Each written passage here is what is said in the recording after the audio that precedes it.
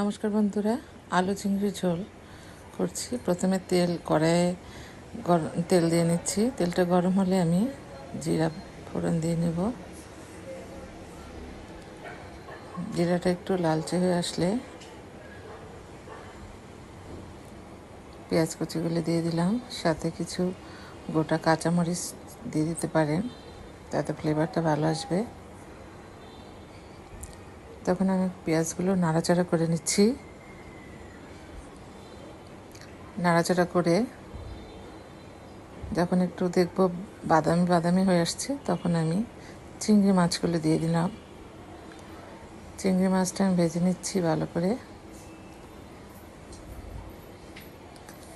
হ্যাঁ, বাকি চিংড়িগুলো আমি দিয়ে দিলাম। চিংড়ি মাছটা ভালো করে ভেজে নেব।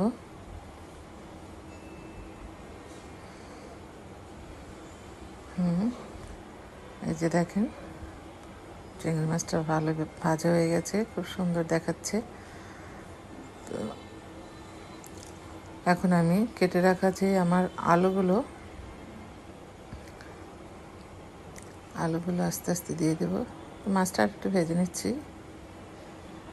হ্যাঁ, মাছের কালারটা লালচে হয়ে আসছে। মোটামুটি মাছটা আমার ভাজা হয়ে গেছে।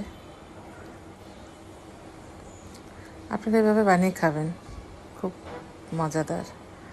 তো আলুগুলো আমি দিয়ে নিলাম।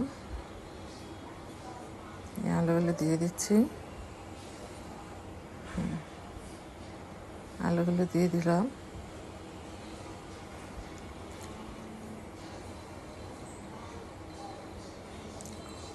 আলুগুলো দিয়ে আমি একটু নাড়াচাড়া করে নিচ্ছি।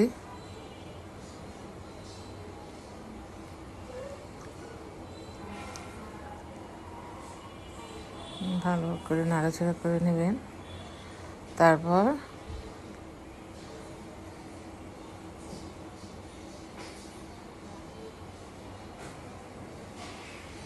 লবণ দিয়ে দিচ্ছি। পরিমাণ মতো লবণ দিবেন, আপনারা যে যেরকম লবণ খান।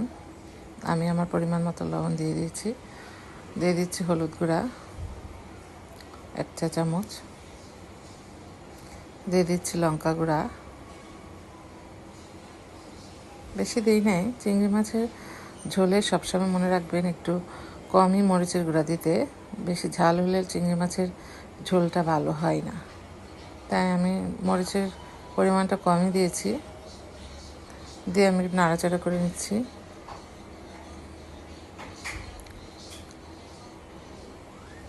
নাড়াচাড়া করা শেষ।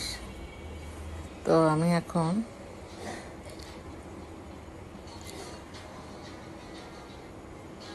একটু ঢেকে দিলাম।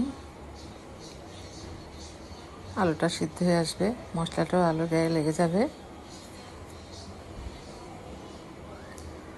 এখন সামান্য একটু জল দিয়ে দিলাম।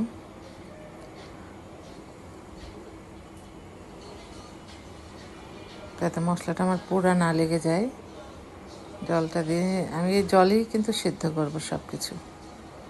হ্যাঁ, তো আমি জলটা দিয়ে একটু নাড়াচাড়া করে বেগুনও দিয়ে দিয়েছি। দিয়ে আমি একটু স্কিপ করে গেছি। আমার এখানে জিরা আদা বাটা ছিল, সেটা আমাকে দিয়ে দিয়েছি। দিয়ে বেগুনগুলো দিয়ে আমি একসাথে ঢাকা দিয়ে দিয়েছি। তারপরে এটা আমি নামিয়ে নেব। একটু মাখা মাখা হয়ে আসলে আমি নামিয়ে নেব। আমি পরিবেশন আশা করি ভালো লাগবে আপনাদের। নমস্কার।